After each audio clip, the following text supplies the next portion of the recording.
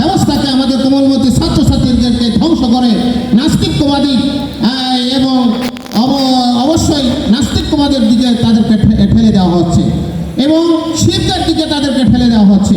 আমরা এরকম শিক্ষা ব্যবস্থা, এরকম শিক্ষা কার্যক্রম চাইনি, যে শিক্ষা কার্যক্রমে একটি জাতি গঠিত হবে।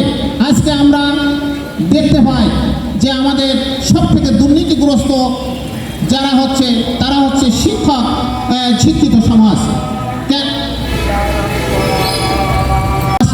10টা মিনিটও এই নৈতিকতার উপরে যদি আমাদের যে টিচিংটা যদি থাকে, তাহলে যারা ছাত্র তারা সেখান থেকে কিন্তু কিছু অর্জন করতে পারে। সেই জন্য যারা আমরা শিক্ষক সমাজ অবশ্যই আমরা এই দিকটি খেয়াল রাখবো। পরিশেষে যে কথাটি বলবো সেটা হচ্ছে, আমাদের অনেক যৌক্তিক দাবি আছে। আমরা আন্দোলন সংগ্রামের ছাড়া কোনো দাবি কিন্তু আমাদের পূরণ হয়নি। আগামীতে যে আন্দোলন সংগ্রাম হবে, সেই আন্দোলন সংগ্রামে কিন্তু আমাদেরকে সম্পৃক্ত হয়েই আমাদের যে যৌক্তিক দাবিগুলো আছে সেই দাবিগুলোর ব্যাপারে আমরা সোচ্চার হব। আরেকটি কথা বলতে চাই, সেটা হচ্ছে এই শিক্ষক সমাজকে বিভিন্ন সময়ে বিভিন্ন সরকার তাদের নিজস্ব স্বার্থ উদ্ধারের জন্য ব্যবহার করেছে।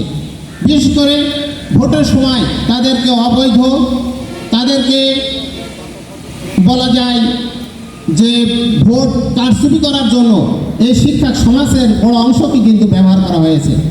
আমরা এই কথাটি বলতে চাই, শিক্ষক সমাজ যদি আদর্শ মানুষ গড়ার কারিগর হয়, ওই অযৌক্তিক, ওই খারাপ, ওই দৃষ্টান্তমূলক যে কোনো কারোর স্বার্থ ব্যবহার হবে না। যেটা ব্যবহার হবে রাষ্ট্রের জন্য ব্যবহার হবে, দেশের জন্য ব্যবহার হবে।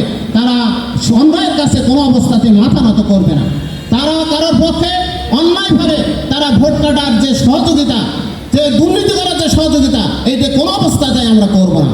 কিন্তু আমরা বিভিন্ন সময় দেখেছি যে আমাদের শিক্ষক সমাজ অনেক ক্ষেত্রে এটা মাথা পেতে নেই।